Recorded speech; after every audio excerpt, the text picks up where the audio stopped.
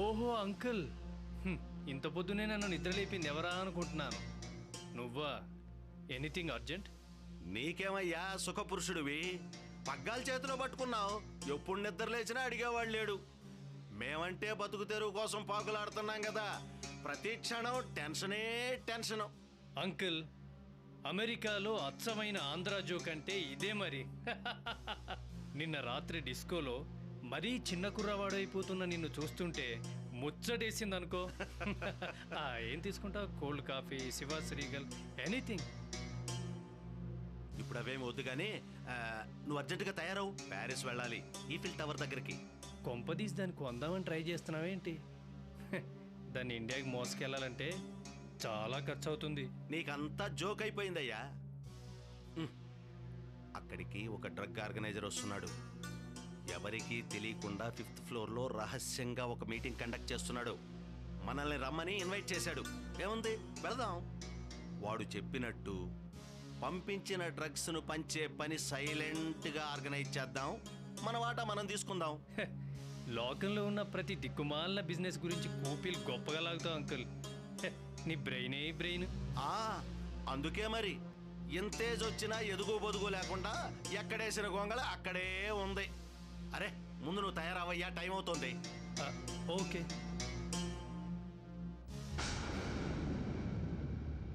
Uncle, I'm ready. Good, come on, let us go.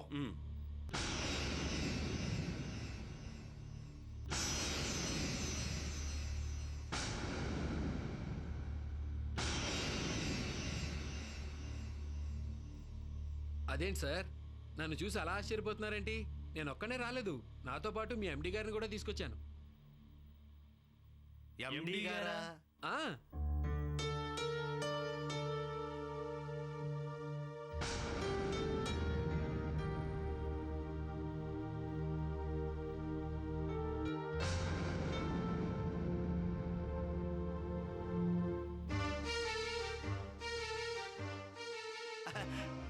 అమ్మా అపురూపా, నువ్వా? నువ్వు వస్తున్నావు అని తెలిస్తే మేము ఎయిర్పోర్ట్కి వచ్చేవాళ్ళం కదమ్మా. మెసేజ్ లేకుండా ఇలా హఠాత్తుగా వచ్చేసావు. ఎందుకో రావాలనిపించింది అంకుల్. వారు పోయాక ఈ ప్లేసు, ఈ ఇల్లు సడన్ గా చూడాలనిపించింది. బయలుదేరి వచ్చేసాను. అంతేకాకుండా ఇక్కడ బిజినెస్ వ్యవహారాలు అవి చూసుకోమని మావయ్య గారు నన్ను శర్వరిని ఇక్కడికి వెళ్ళమన్నారు. ఆడపిల్లవి నీకేం తెలుసమ్మా? అవన్నీ చూసుకోవడానికి పెద్ద తలకాయలం మేము ఉన్నాగా. అదేనండి, మీవి మరీ పెద్ద తలకాయలు అయిపోయాయని, ఓల్డ్ బ్లడ్ అయిపోయిందని. నేను యంగ్ బ్లడ్ కాబట్టి బాస్ నన్ను పంపించారు. అందుకని ఎంచక్క మీరు ఇవాళ నుంచి రెస్ట్ తీసుకోండి, ఆఫీస్ వర్క్ అంతా నేను చూసుకుంటాను. పాపం మీరు మాత్రం ఎంతకాలం కష్టపడతారు? ఏం చమత్కారం అయ్యా. సరే తల్లి, మన సాంప్రదాయం మర్చిపోయావా? భర్త చనిపోయినా ఈ చీర, ఆ గాజులు, ఆ సూత్రాలు ఇవన్నీ 10 మంది చూస్తే ఏమనుకుంటారు చెప్పు?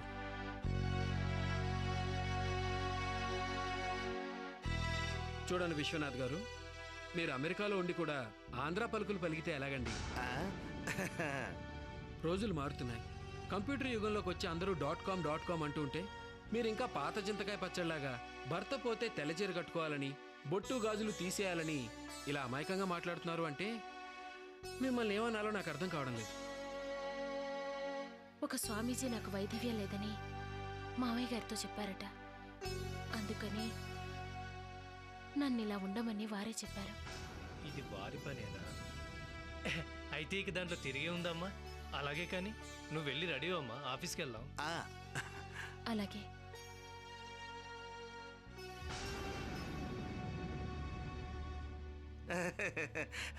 ఏమిటో ఆయన చెప్పటం ఏమిటో, విధవ పునిస్త్రీగా మారటం ఏమిటో నాకేమీ అర్థం కావటం లేదు.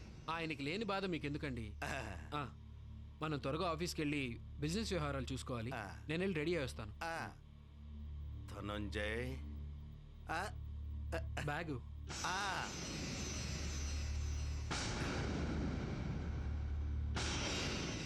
ముక్తానంద మన మీద మరో గూఢచారి వ్యవస్థను ప్రవేశపెట్టాడన్నమాట.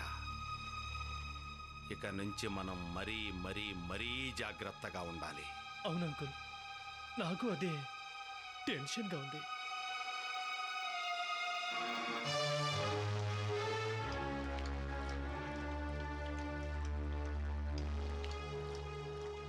ఏమయ్యా ధనుంజయ్, ఆ శారవరి గాడేంటి లెక్కలని డొక్కలని మెదడు తినేశాడు? మెదడు తింటే పర్వాలేదు అంకుల్. దీనికి ఎంత అయింది, ఏదెందుకు ఖర్చు పెట్టారు, ఎలా ఖర్చు పెట్టారు, బిల్సేవి గిల్సేవి అని బిల్ గేట్స్లా మనల్ని ప్రశ్నల మీద ప్రశ్నలు వేసి కంప్యూటర్ లెక్కలేసి కంగ తినిపించాడుగా. ఏం చేస్తాం, అంతా ముక్తానంద దయ. రోడ్డున పోయే ఆ చెత్తగాడు ఎంబీఏ చదివాడని, వాడికి అమోఘమైన తెలివితేటలున్నాయని పిలిచి వాడికి ఒక ముష్టుద్యోగం ఇచ్చాడు. వాడేమో ప్రెస్టేజీగా బతికే మనల్ని పట్టుకొని అడ్డమైన ప్రశ్నలు వేసి వేధిస్తున్నాడు. అంకుల్, ఓ పని చేస్తే? ఏ అమెరికా వదిలి పారిపోదామంటావా? కాదంకుల్, ఆ సర్వర్ గారిని లేపేస్తే? అడ్డం వచ్చాడు కదా అని ప్రతివాణ్ణి లేపేసుకుంటూ పోతే ఆ తర్వాత మనం ఇరుకుల్లో పడతాం. మరీ అంత తొందరపాటు పనికిరాదు.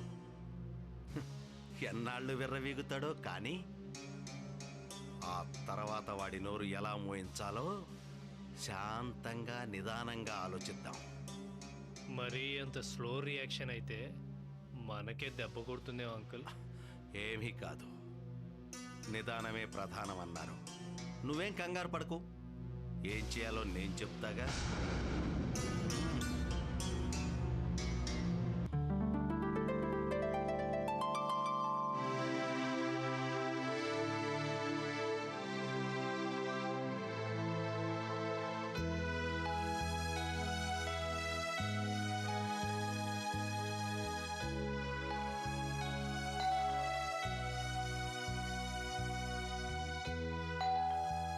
కమింగ్.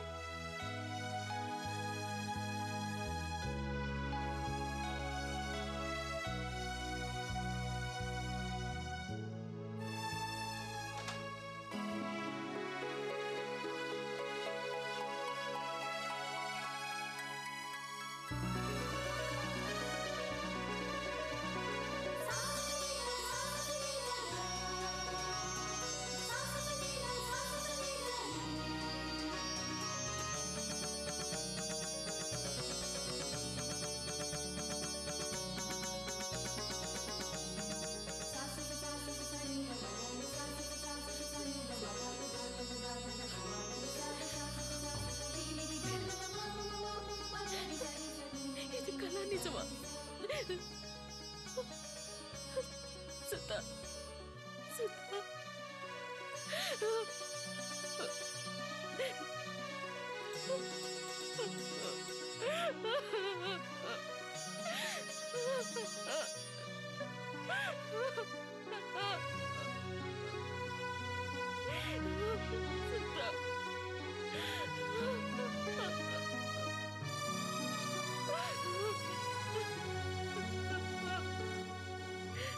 నిజమే, యాక్సిడెంట్ అయ్యాక నేను లోయలో పడిపోయాను. ఒక నిగ్రో ఫ్యామిలీకి దొరికాను. వాళ్ళు నాకు ఎన్నో రోజులు ట్రీట్మెంట్ చేసి బతికించారు. ఒక్క మాటలో చెప్పాలంటే చచ్చి మళ్ళీ బ్రతికినట్టే. ఏమండి, దేవుడు ఉన్నాడండి. మామయ్య గారికి ఎవరో జ్యోతిష్కుడు చెప్పినట్టు మీరు బ్రతికే ఉన్నారు. నాకంతే చాలు, నాకంతే చాలు.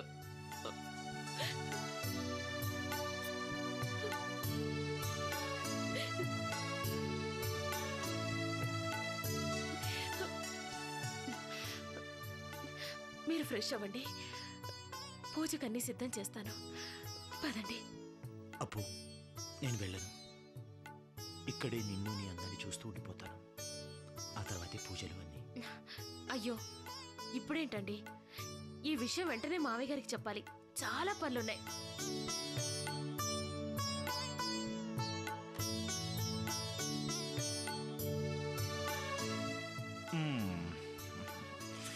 నో డియర్, ఈరోజు నేను అడిగింది ఇవ్వకపోతే నేను ఏ పని చేయనివ్వను. ఫస్ట్ ఐ వాంట్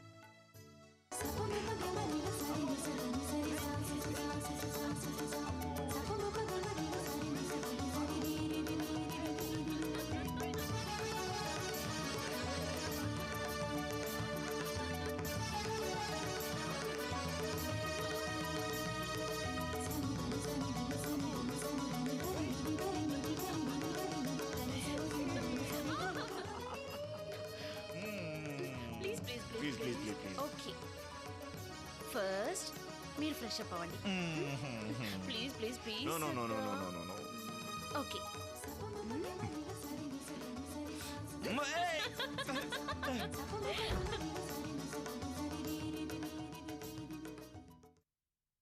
భగవంతుడా నా భర్త నాకు మళ్ళీ ప్రసాదించావు నా మొక్కులు పూజలు ఫలించేలా చేశావు మావయ్య గారి కోరిక నెరవేర్చావు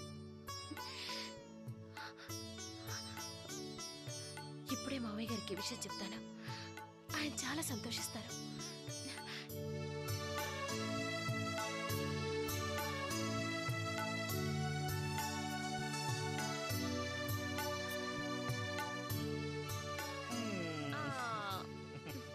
అబ్బా ఉండండి మామయ్య గారికి ఫోన్ చేయాలి చేసుకోవచ్చులే బాయ్ నీతో కబుర్లు చెప్పాను అలా ఇది చెప్పు సరదాగా నాతో కబుర్లు చెప్పొచ్చు కదా అవును అశ్రిత ఎక్కడా వాళ్ళ తాతయ్య దగ్గరే ఉండిపోయింది మీ యాక్సిడెంట్ న్యూస్ విని చాలా అప్సెట్ అయింది మీ నాన్నగారైతే అంతే ఇంకా మనసులో మనసు లేదు ఎవరో ఒక సాధువు వచ్చి నీ కోడలికి వైధవ్యం లేదు నీ కొడుకు ఎక్కడో బ్రతికే ఉన్నాడు ఆమెను పుణ్యశ్రీం చెయ్యని చెప్తే బలవంతంగా నా తెల్లచీర మార్పించి నన్ను సౌభాగ్యవతిని చేశారు మీరు పోయారన్న బాధలో ఉన్న నన్ను మళ్ళీ అమెరికా పంపి బిజినెస్లో పడేలా చేశారు నిజంగా డాడీ మన గురించి ఆలోచించినంతగా ఇంకెవరి గురించి ఆలోచించరా రూపా ఆయనకి మన ముగ్గురం అంటే ప్రాణం నిజంగా అలాంటి డాడీ నాకు దొరకడం నేను చేసుకున్న పూర్వజన్మ సుకృతం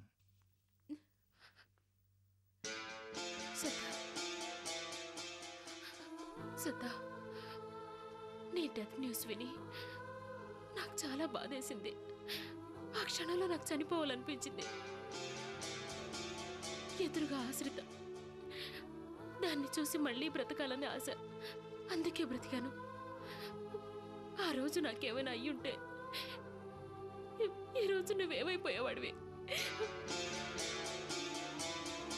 మేడం మేడం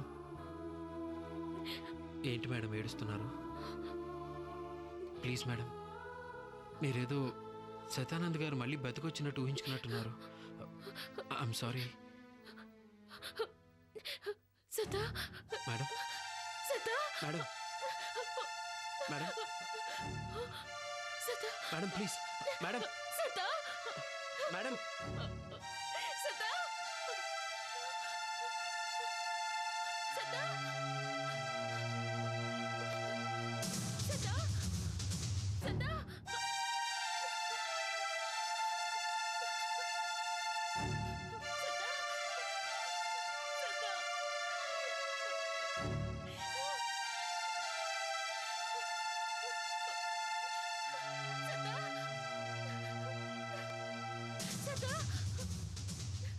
మేడం దయచేసి నా మాట వినండి మేడం సతా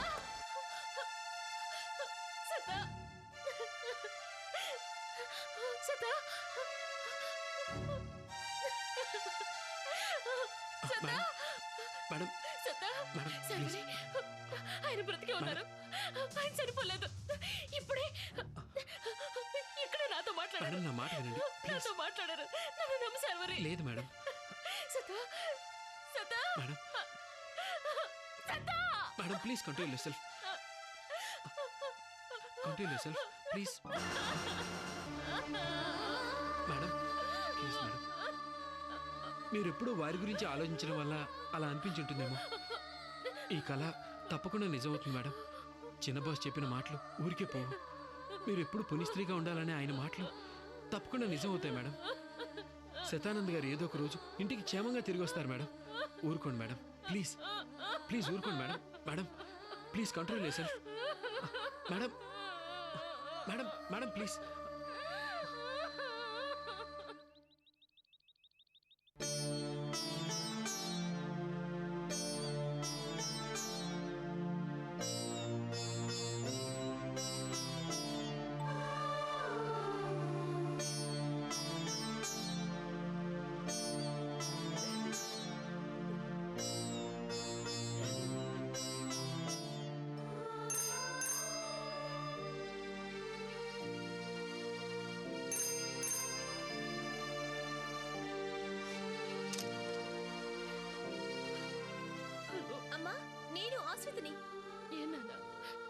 అవునురా, నాకు నాన్నగారు బతుకున్నట్టు కలొచ్చింది. నిజమా? నాకు ఇప్పుడే మీ నాన్నగారు బ్రతికింటికి వచ్చినట్టు నిన్ను అడిగినట్టు కలొచ్చింది. నన్ను మీ డాడీని దూరం చేసిన ఆ దేవుడు మనల్ని ఇంకా పరీక్షిస్తున్నాడమ్మా, పరీక్షిస్తున్నాడు. లేకపోతే ఏ క్షణంలో ఎవరికి ఏ హాని తలపెట్టిన ఆయన్ని ఇంత తొందరగా తన చెంత చేర్చుకోవడం ఏంటి? అమ్మా, నువ్వు ఏడవద్దమ్మా, నాకు ఏడుపు వస్తుంది. నువ్వు ఏడవద్దమ్మా, నేనుంటాను.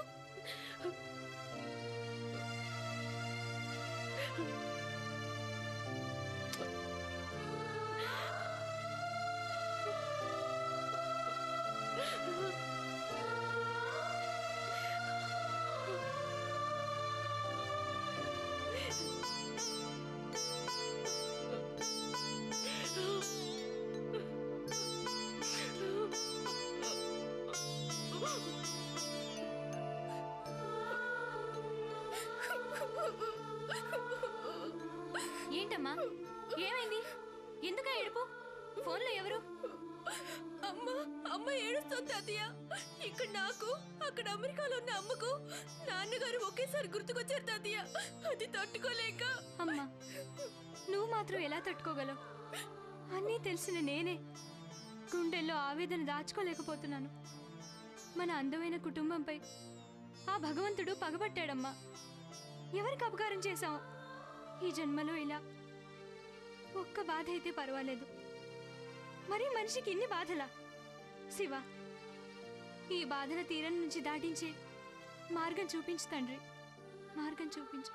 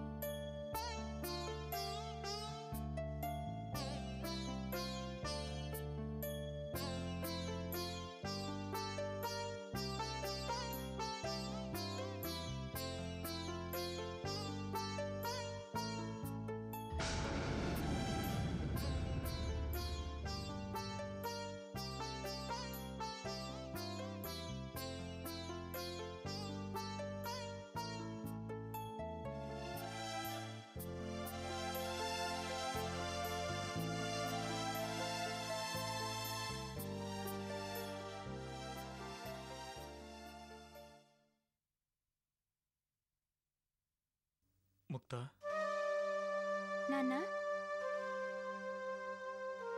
ఏం నాన్న అలా ఉన్నారు?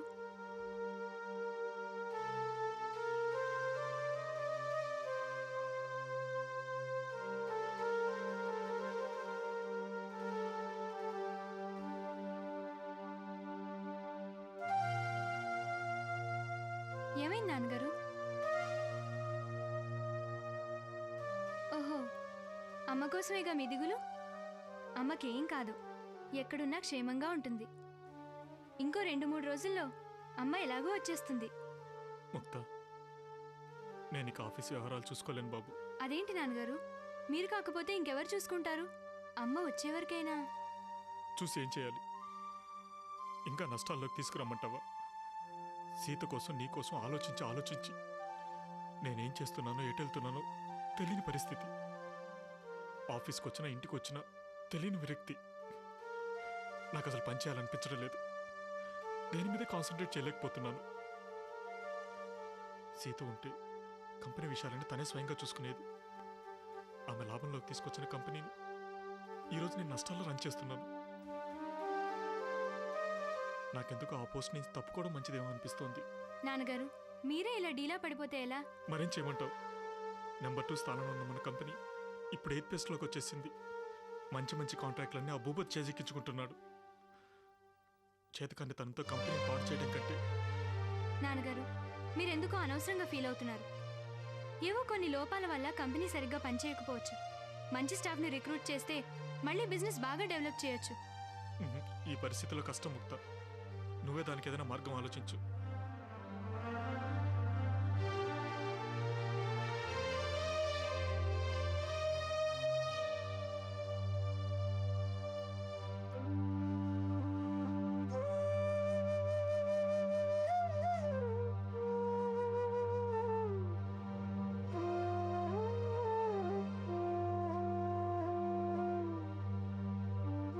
ఏ బిజినెస్లోనైతే ఒకప్పుడు విశ్వకర్మగా పట్టు సాధించానో ఈరోజు కొన్ని కారణాల వల్ల ఆ ఎంపైర్ కూలిపోయే పరిస్థితి ఏర్పడింది. అలా కావడానికి వీల్లేదు. దీనికి ఏదో సొల్యూషన్ ఆలోచించాలి. కనీసం నా తల్లి నా వద్దకు వచ్చే వరకు కంపెనీని నడిపించే ఒక రైట్ పర్సన్ కావాలి. ఒక డైనమిక్ పర్సన్ కావాలి. ఎవరైతే బాగుంటుంది? కరెక్ట్, అలాంటి డైనమిక్ లేడీ కావాలి.